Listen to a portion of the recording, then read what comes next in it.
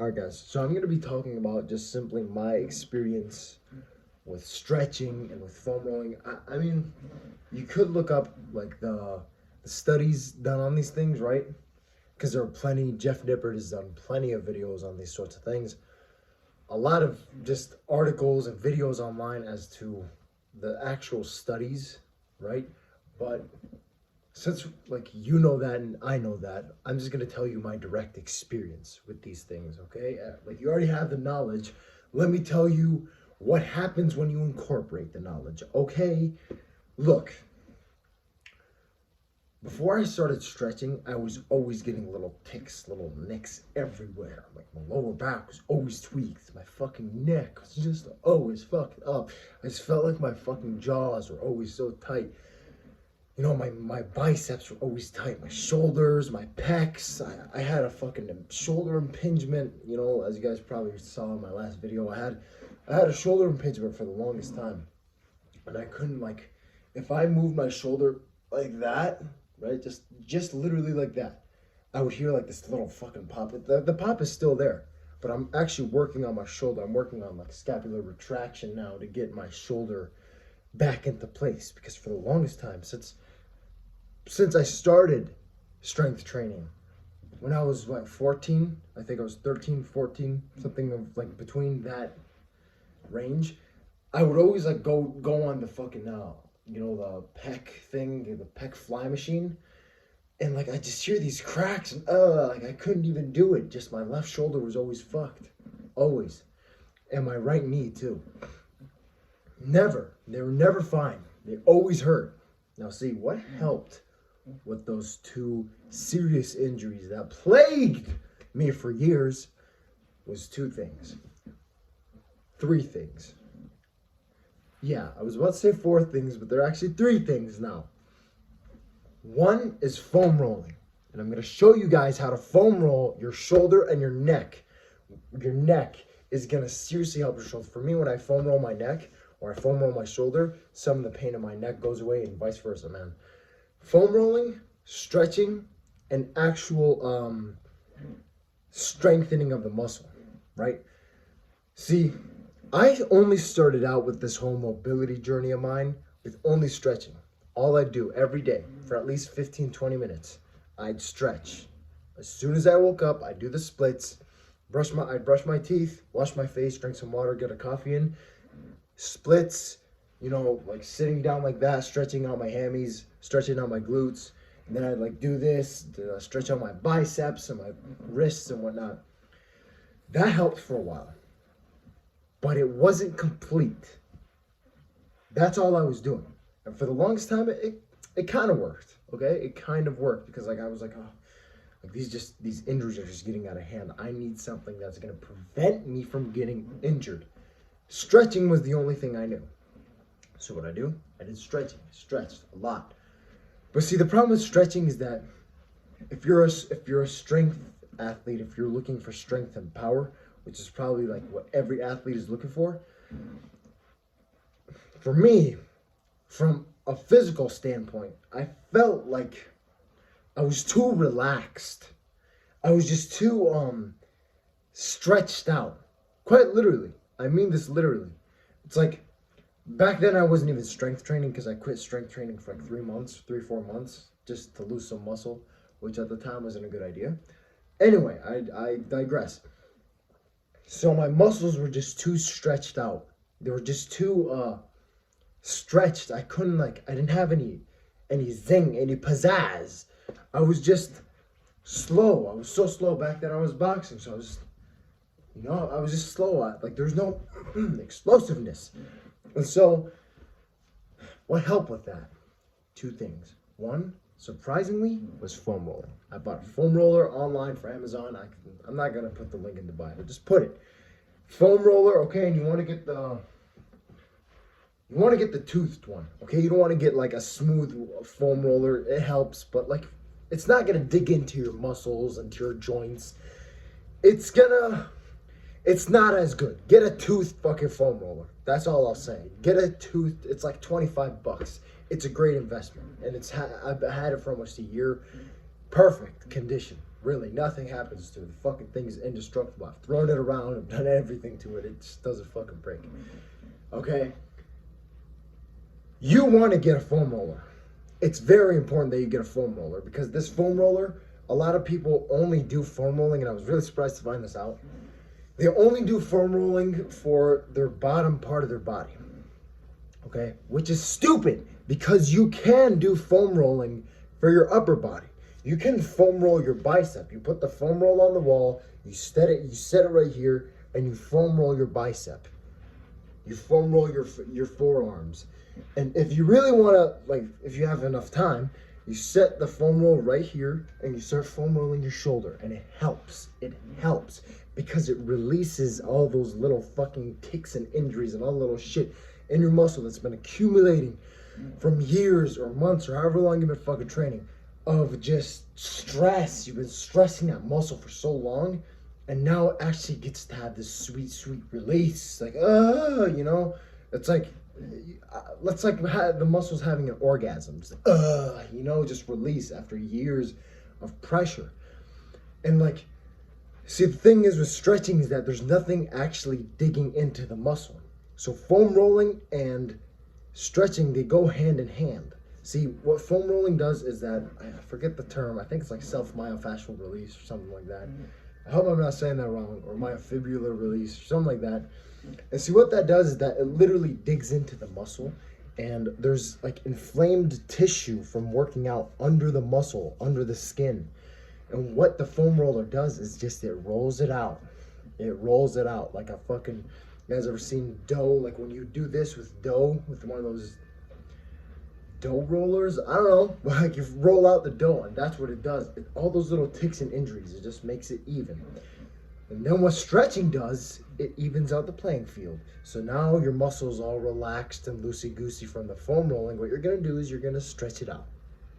Okay? So the two complete each other. On to my third point, which is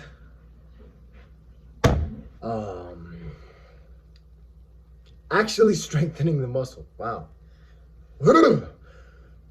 Actually strengthening the muscle. You actually want to strengthen the muscle. See, stretching and foam rolling, man, they're great. They're great. But the problem with them is that they don't complete the job. Okay? They don't complete the job. They don't get the job done. What gets the job done, really, is strength training.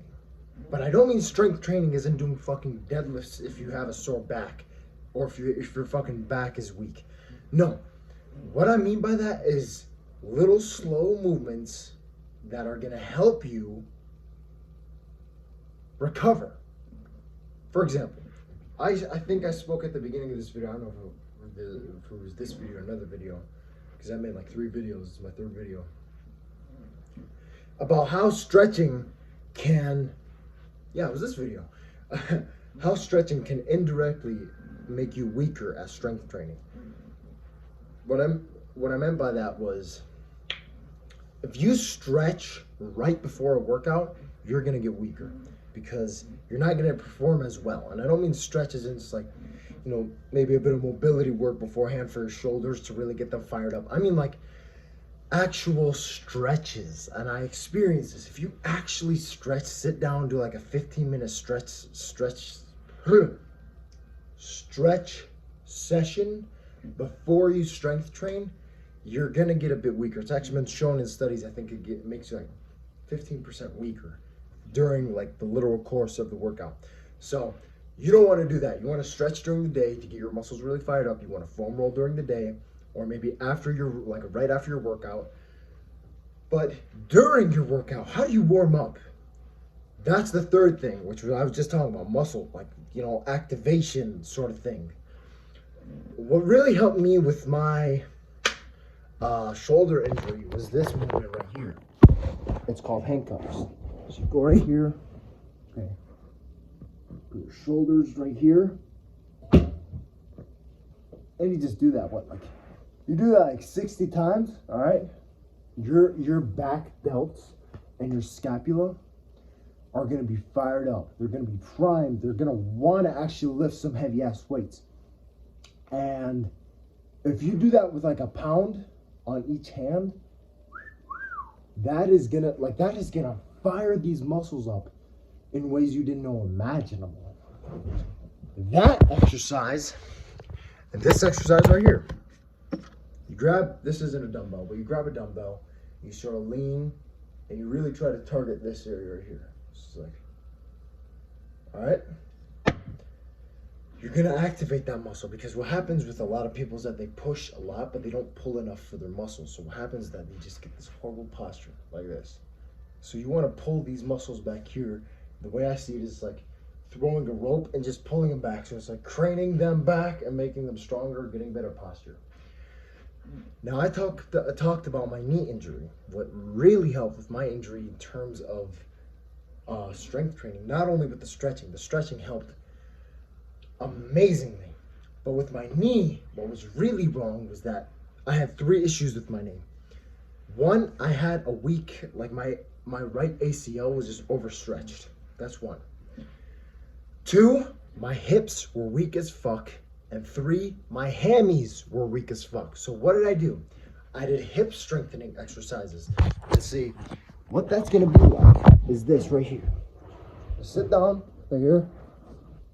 You're just gonna do that.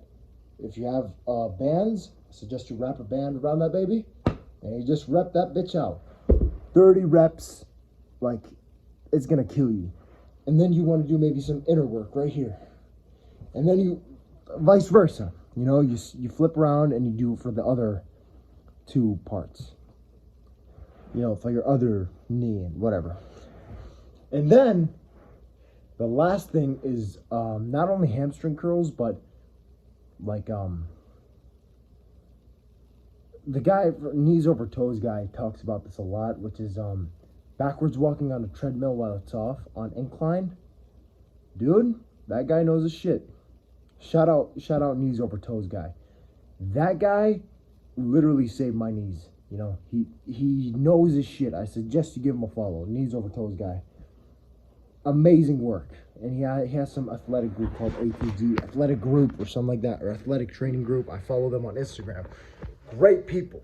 They just give out all this free game, left and right, for your knees, and for they even give some shoulder mobility work too. Anyway, guys, that's all I have. You know, if you want to stretch out your shoulders, the #1 stretch I'd recommend that helped me is this right here, this stretch. Bring it right here, and I have a crack. I don't know why. My physical therapist told me that that crack is actually normal for me. Now, if you hear a crack and you feel like something is wrong, I don't know. Maybe something is wrong. Maybe you need to strengthen your fucking scapula or something. I don't know. Okay?